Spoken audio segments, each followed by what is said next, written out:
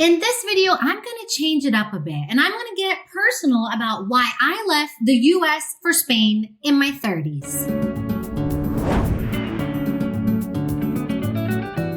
Hi, if you're new here, I'm Cepee, rhymes with Peppy from SheHitRefresh.com. I help women age 30 and over break free from a life of routine and move abroad or travel the world long term. And I myself made the move from Texas to Spain when I was 35, and I'm going to talk about that in this video. And I am still here at 42, living in Spain and living my best life. So if you're looking to move abroad, be sure to give this video a like, subscribe to my channel, and turn on notifications so that you don't miss out on any move abroad content.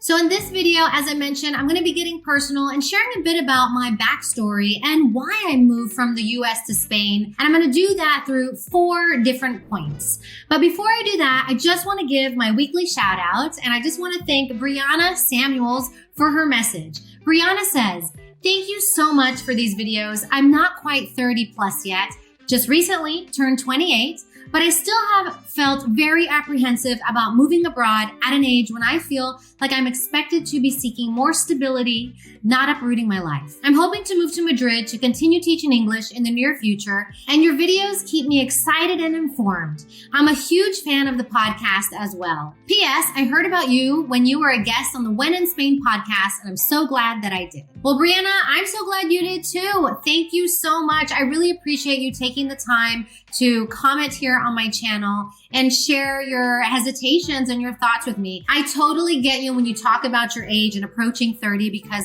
we can feel like, when we're almost 30, we need to have our life all figured out by then. And I just want to say, sitting here at 42, that 28 is super young. So I really encourage you to go out there and try living in Spain or try doing the things that you want to do, because you have time to do so. And if it doesn't work out, or if it doesn't work out the way you want it to, you can always move back and go back to the life that you're living now. So definitely, you're never too old to take action on those dreams. And if you'd like me to give you a shout out, please comment below or drop your question, and maybe I'll select you as my next weekly shout out. All right, so I'm not going to keep you hanging. Let's jump right into it. These are my 4 reasons why I moved from the US to Spain in my 30s. Reason number 1. I fell in love. Now, wait. It's not what you think. A lot of people think that I moved to Spain for somebody. And while there's nothing wrong with that, that wasn't my case. I moved to Spain for the love of the country. So I first came to Spain in 2001. And yes, you heard that right. 2001, over 20 years ago, when Spain was still using the peseta, I came here for a summer to study Spanish, and I just fell in love with the country. At that point, I had already been to Europe a few times, so it wasn't my first trip abroad. I had been to the Netherlands, I had been to Germany, but this was my first solo trip coming to Madrid to study Spanish. I was in Madrid for 2 months studying, and then I spent 1 month traveling around the country. So being a kid of immigrants, my dad's from Iran, my mom from Colombia, my parents had a lot of rules. So coming here on this solo trip was kind of my first taste of real freedom, in the sense that I could do whatever I want whenever I wanted to, because I was here all alone. And not only that, I was here in the summertime, and summer is my favorite time of year, and summer times in Madrid are incredible. Yes, they are hot, but I can handle the heat. And it was just an incredible time of running around, enjoying all of the nightlife and the party scene and the bars, and also just enjoying the parks and everything that Madrid has to offer. Madrid really is the city that doesn't sleep. So it was the perfect place for me in my 20s and 30s.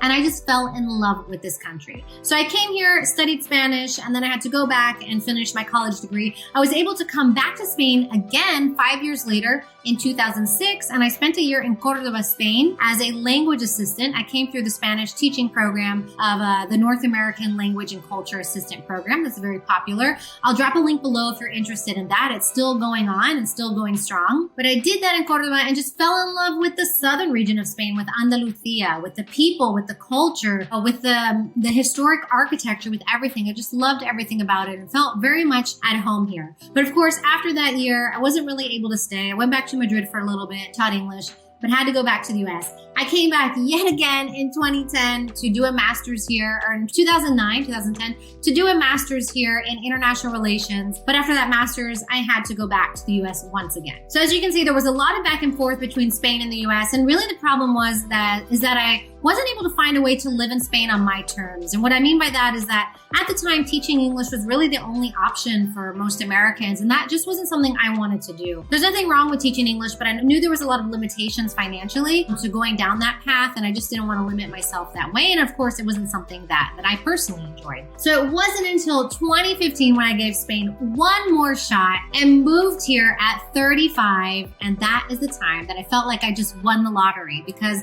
since then it's been 6.5 years and it has been an incredible adventure. I actually came and I had to teach English for that first year, but I knew that I could find a way and hustle my way out of there and pave my own path, which is what I've been able to do. If you're interested in learning more about that part of my story, let me know. Maybe I'll do a video on that, but I'm not going to go into much detail into that right now. I want to get into the second reason of why I moved to Spain from the US, and that is because I had a good life that was getting in the way of a great life. So when I moved to Spain in 2015, I had a really good life in Austin, Texas. I'm from Houston, but I had been living in Austin for 4 years. I worked for an awesome company. I was doing the 9-to-5, which I'll talk about later, how much I hate 9-to-5, but I was doing it. I lived in a comfortable condo. I had a car, didn't have any debt. I was training for marathons and triathlons, so I had a lot of routine in my life. It was a pretty cush life. But it wasn't until a running trip in 2014 that I took to Morocco and decided on the way back to spend a few days in Madrid, because I hadn't been there in 4 years since I did my master's, to go visit friends on my way back to the US. And it was on that trip in Madrid that it just hit me like a ton of bricks. I just realized I had been missing out on so much of life, living in Austin since I had left Madrid. Just looking back, I felt like I had been sleepwalking those past 4 years, and being in Madrid, I was just there for 3 or 4 days. I felt so alive. It was like this breath of fresh air, and it just reminded me of who I was and all those dreams that I had had before moving back to the US. And even though I had lived in Spain for short stints here and there, when I went back to the US after that trip, I just went back to my normal life. But little by little, this idea of moving back to Spain, this little seed that had been planted, kept growing and getting louder and louder. And what had felt like a crazy idea at the time just felt like the one thing that I had to do. So within a year, I decided to pull the plug, and I did it. I quit my job, I rented out my condo, sold my car, put my stuff in storage, and I moved to Spain. So even though I was 35 and people were questioning what I was doing, I knew I had to give it a shot. I had to give up the good life and gamble on getting that great life, that life I had always dreamed of but wasn't sure was attainable. And now, 6.5 years later, I can confidently say that risk was so worth it. I mean, it's been an unbelievable journey since then. So much has happened and so much in my life has changed, but it really, taking that risk on myself, or taking that chance on myself, allowed me to create this life of freedom that I had always craved. Since I have craved since my teen years. And that's actually going to lead us into my next point. And that is the third reason why I moved to Spain from the US, is that I didn't want the American dream. So what exactly is the American dream anyways? I mean, I guess it was for me that story that I was fed since I was a little girl that our society tells us of going to school, getting a degree, getting a good job, making money, climbing that career ladder, buying a house, etc., etc. And I guess marriage and kids, although luckily my parents didn't feed me that story of a priority that I needed to have growing up. But for me, since I was 17, I just knew that working for someone else wasn't for me, and that conventional path was something that I knew I was going to struggle with. Office work definitely killed my soul.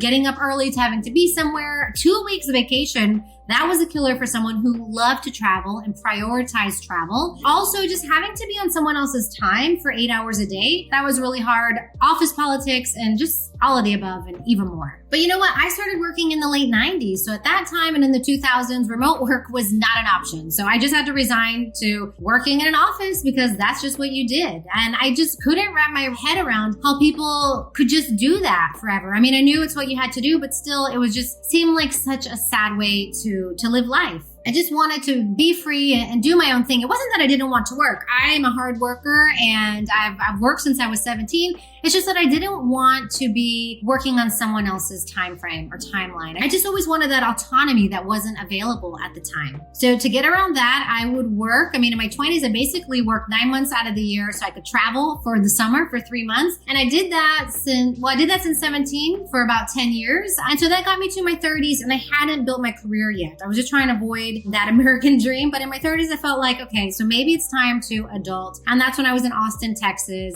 and had the office job and just was trying to wrap my head around how I was going to make this my life for the next X amount of decades. But it is something that I fought. I lived at home till I was 25, which is pretty late in the US, while all my friends were moving out into their own apartments and getting their own cars and doing, all the fun things with their money. I was living at home, not because I love living at home, but because my priority was travel. And so I was just saving my money instead of paying for an apartment or flashy things to go travel. But it just got to a point, in Austin, especially after I mentioned that trip to Spain, that I just felt like this isn't for me. Living in this box, the traditional conventional box isn't for me. And I just have to give it a shot. And so that's when I gave it all up and I moved to Spain to teach English again, what I didn't want to do. I just knew that I had to get there and then I could figure out the rest once I was there. And the culture in Spain is a lot different than that of the US in the sense that people put a lot of focus on enjoying their lives. People here, they work to live. They don't live to work like in the US. Here in Spain, there are 14 national holidays, and that is in addition to their month off that they get from their employers.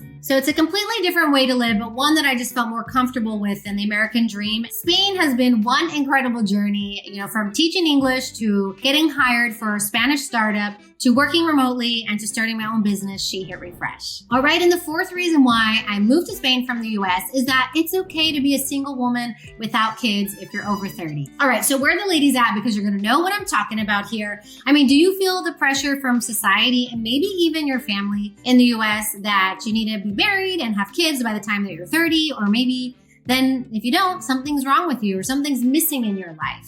Luckily, my parents didn't put that pressure on me. They actually told me the opposite. They always told me to wait and wait. But I did feel that pressure in society, especially when I lived in a city like Austin, which is a college town. A lot of times when I went out, I felt like I was the oldest person in the room or the oldest single person in the room. And so there's nothing wrong with being single, but kind of when you're living in a culture where at a certain age, people typically get married and have kids and you're not a part of that, you can feel a little bit of like an outsider, even if that's not what you want. So I've always loved Spain, as I'm sure you've gotten by now. But as I got older, I appreciated it even more because I came to realize that there are so many people in Spain in their 30s, 40s, and beyond that aren't married and don't have kids. And you know what? It's not weird. You're actually part of the norm here if you find yourself in that category. And actually compared to the US, Spain has a very low birth rate. It's actually one of the lowest, if not the lowest in Europe, and also a lower marriage rate. So people just have kids and get married a lot later in life. And the average age of getting married here for both men and women is 33.4. So that's a lot later than the US. So it was just a nice change to be somewhere where I felt, I guess, normal, because most of the people that I was meeting here were in the same situation as me. When I came here at 35, I was single, didn't have kids, and I was just meeting a lot of other single women here my age and even older. And it was great. It was a nice change not to have that societal pressure and not have that pressure from people when you go out. You don't feel like you're the only one in the room who isn't a part of what is considered normal.